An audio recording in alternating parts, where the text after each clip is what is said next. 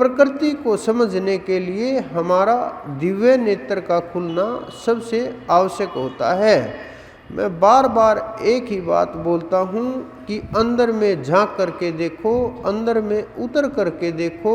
अंदर का जो रस है वो अलग ही प्रकार का है, लेकिन कुछ लोग इन्हीं बाहर के चर्म चक्षुओं से अंदर में उतरने की कोशिश करते हैं और इन्हीं नेत्रों से इस संसार से उलट करके देखना चाहते हैं कि इन्हीं आँखों को अंदर में हम घुमा लेंगे तो अंदर की चीज़ें नज़र आने लगेंगी। लेकिन वो ये नेत्र नहीं है, उसके लिए आपको मेहनत करनी पड़ेगी, जिसका जिक्र हर जगह आया है, हमारे संतों ने भी किया है।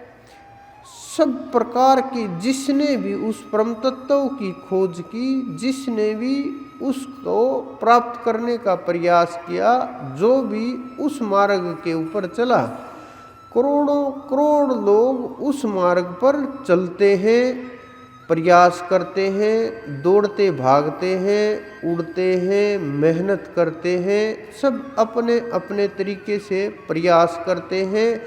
लेकिन भव सागर पार इतनी आसानी से नहीं होता, क्योंकि भव सागर पार होना इतना आसान नहीं है जितना समझ रहे हैं।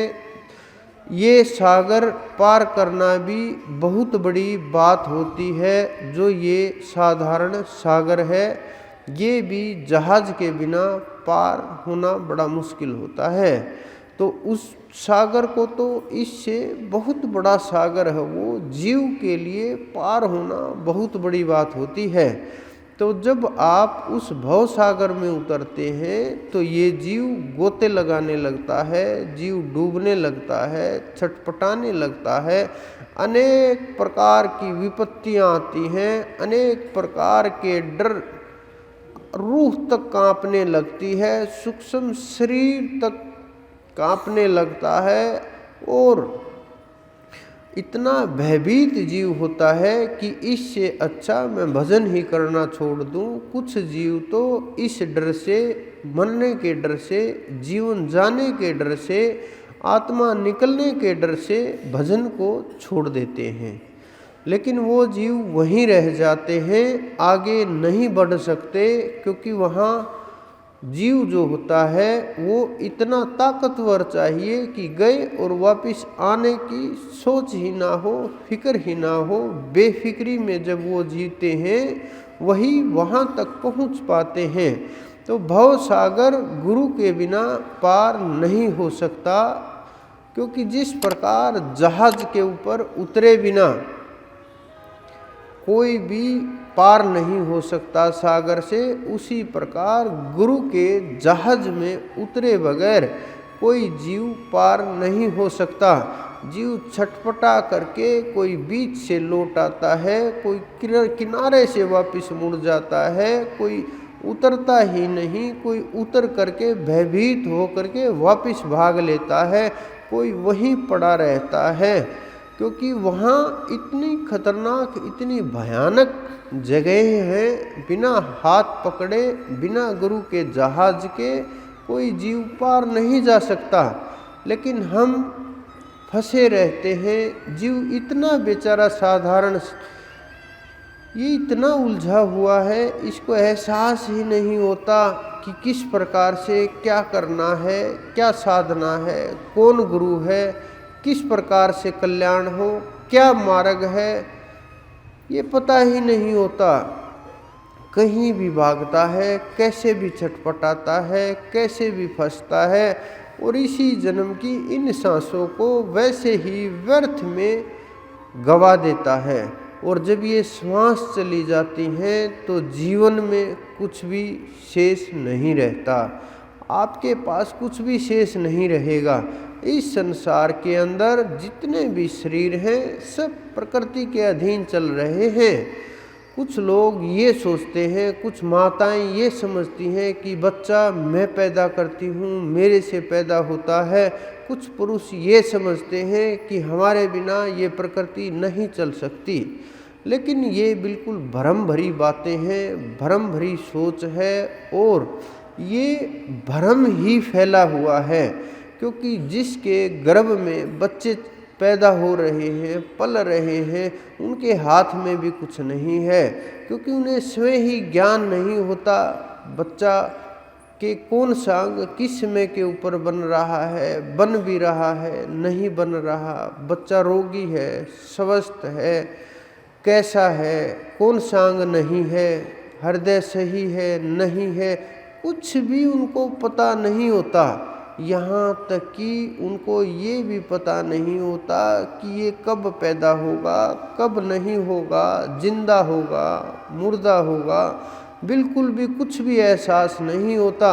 बस भ्रम है ये कि हम पैदा करने वाले हैं और हमने गर्भ में रखा, हमारे कारण सब कुछ हो रहा है, लेकिन नहीं, करने वाला कर्ता और है, जिसकी ऑब्जर्वेशन में पूरा ब्रह्मांड चल रहा है, पूरी प्रकृति चल रही है, जिसकी नज़रों में सब कुछ सारे जीव हैं, वही जीवों के शरीरों को उत्पन्न करता है, वही पैदा करता है, वही बीज रूप में स्थापित करता है, वही आगे बढ़ाता है जीव को, वही शरीर को बड़ा बनाता है, वही शरीर को विकास करता है। उसी कारण से शरीर बूढ़ा होता है, उसी कारण से मृत्यु को प्राप्त होता है।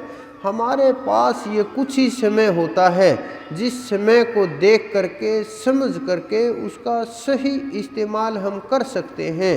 अगर हमने इस समय का सही सदुपयोग किया, अगर हम इस समय को सही तरीके से, सही से इस्तेमाल कर पाए, सही से सब चीज़ों को सही तरीके से समझ पाए और सही से सही चीज़ों को जैसा है, जैसे को तैसा, सही या गलत नहीं, जैसे को तैसा देख पाए और वैसा व्यवहार कर पाए, तो समझो आपके ऊपर परमात्मा की बड़ी कृपा है, बड़ी मेहर है। क्योंकि उसकी मेहर के बिना जीव का कल्याण संभव नहीं है। दिव्य दृष्टि के लिए आपको अपने अंदर में उतरना पड़ेगा। सबसे आसान मार्ग योगियों के लिए प्राणायाम होता है कि प्राणों के माध्यम से ऊर्ध्वगामी हों, हम ऊपर की ओर चढ़ें। क्योंकि प्राणायाम एक ऐसा जो सांस के माध्यम से किया जाता है, जब ये प्राणायाम सिद्ध हो जाता है तो तीसरा नेत्र धीरे धीरे खुलने लगता है और प्राण के साथ ये नेत्र जुड़ा हुआ है। जब प्राण ऊपर चढ़ता है, अंदर में उतरता है, लंबी श्वास होती है। कुछ लोगों को ये भ्रम होता है कि ये एक बहुत बड़े महात्मा से किसी ने प्रश्न किया कि ये जीव सांसों से चल रहा है या आयु निर्धारित की गई है। मुझे बड़ा थोड़ा सा अजीब लगा। उन्होंने जवाब दिया कि श्वासें गिन करके शरीर में डाले गए हैं और श्वासों की गिनती पूरी हो जाएगी तो फिर ये शरीर छूट जाएगा। ये